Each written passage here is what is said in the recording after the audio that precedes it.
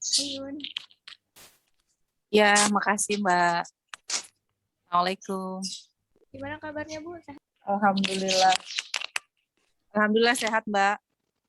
Sehat Ibu. Alhamdulillah. Jadi nanti sebelum mulai acara kita akan mendengarkan cerita dari Ibu Uyun terkait pengalamannya dalam blog. Kalau tidak salah Ibu Uyun sedang sebuah harian gitu ya Bu ya, catatan Uyun wanita Ya. berkabarnya. Ya. Suaranya kedengar nggak ya? Dengar Bu, mendengar. Jelas kan Mbak? Jelas. Ya.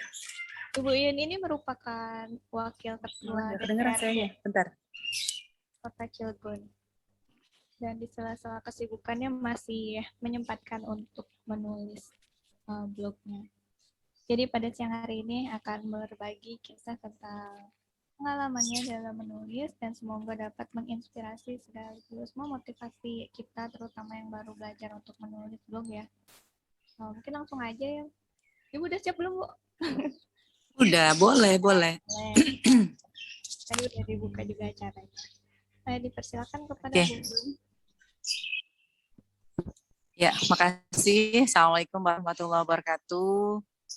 Apa kabar semuanya? Semoga sehat selalu dan kita senantiasa terhindar dari COVID-19. Apalagi dengan kondisi sekarang ya, yang sedang naik sangat tinggi. Ya, semoga kita selalu bisa jaga prokesnya, kita selalu bisa menjaga aktivitas dan sehat terus buat kita semuanya. Saya manggilnya apa ya? Bapak Ibu, Mbak Kakang, Mbak Mas? Boleh, Kakak. Oh gitu ya.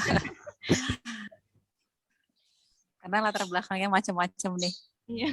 Bapak Ibu semuanya, Mbak Mas semuanya yang hadir pada siang hari ini. Yang pertama, bersyukur saya bisa ketemu dengan orang-orang hebat yang ada di sini. Orang-orang yang juga terus bisa menginspirasi kita semuanya, saling sharing ya. Terkait dengan menulis sebenarnya memang satu aktivitas yang nggak gampang ya. Itu butuh kemauan yang besar. Apalagi kalau misalkan kita punya aktivitas yang kadangkala nggak bisa diprediksi kegiatannya itu dengan runtutan yang cukup padat sekali gitu ya. Tapi di sela-sela semua kegiatan yang kita jalani, insya Allah kalau kita punya kemauan yang besar, kalau kita punya keinginan yang luas bahwa kita ingin menulis dan ada terus yang mengingatkan dan memotivasi, insya Allah kita juga bisa menulis sekalipun dengan di sela-sela waktu yang sangat terbatas. Biasanya saya nulis itu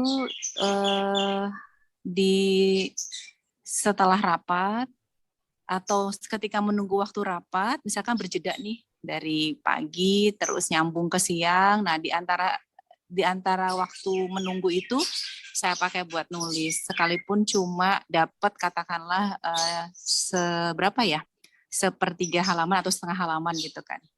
Nah, biasanya saya sambung lagi nanti setelah punya waktu luang. Kadang-kala juga saya menulis ketika dalam perjalanan. Nah, biasanya kalau misalkan menuju lokasi rapat berikutnya, atau katakanlah ada acara ketemuan sama warga, atau saya memenuhi salah satu undangan, nah saya pakai buat nulis ketika menuju lokasinya itu saya pakai buat nulis. Karena waktu yang ada itu saya coba maksimalkan ya, waktu yang ada saya coba optimalkan supaya membiasakan setiap hari menulis, bisa bercerita tentang apa yang sudah kita lakukan. Karena kalau kita bercerita secara lisan itu kan itu cuma sesaat ya, tapi kalau kita menulis itu bisa dibaca sampai terus kapanpun, apalagi anak cucu kita nanti juga bisa membaca suatu hari nanti gitu.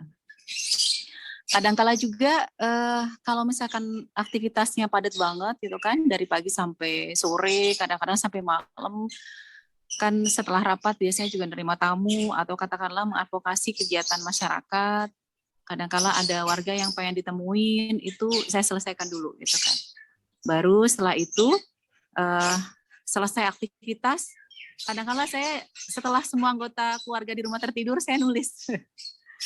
Di atas jam 11 malam saya nulis dulu gitu kan. 1 jam saya pakai. Nah, kalau sudah selesai baru istirahat gitu. kalau menyisihkan waktu khusus, rasa-rasanya misalkan jam sekian sampai jam sekian saya harus nulis, misalkan dari jam 8 sampai jam 9 saya harus nulis misalkan. Itu nggak bisa seperti itu gitu. Karena aktivitas tadi yang saya sebut daily itu kan tidak bisa kita apa namanya schedulekan secara rapih, jam segini saya harus nulis. Kadangkala tiba-tiba ada kegiatan yang harus saya hadiri atau katakanlah ada aktivitas yang harus saya jalani di luar schedule yang sudah disusun. Sehingga saya mencoba mengatur sendiri waktunya, di sela-sela saya bisa, di sela-sela waktu itu ada, saya pakai untuk menulis. Sekalipun itu nggak mudah, sekalipun itu nggak gampang, butuh tadi kemauan yang besar gitu kan. Terus keinginan untuk menulis tuh harus terus ada gitu. Alhamdulillah sudah bisa dijalanin, sudah bisa dilaksanakan kemarin-kemarin. Mudah-mudahan sih terus menjadi sebuah kebiasaan yang mengalir setiap hari gitu. Sehingga kita bisa bercerita kepada orang banyak melalui tulisan-tulisan yang kita buat. Begitu, Mbak. Wah, keren banget Bu. Ibu jadi masih menyempatkan untuk menulis padahal padat juga ya. Ya harus dipaksa. Kalau nggak dipaksa nggak bisa. Gitu. Iya benar-benar. Dan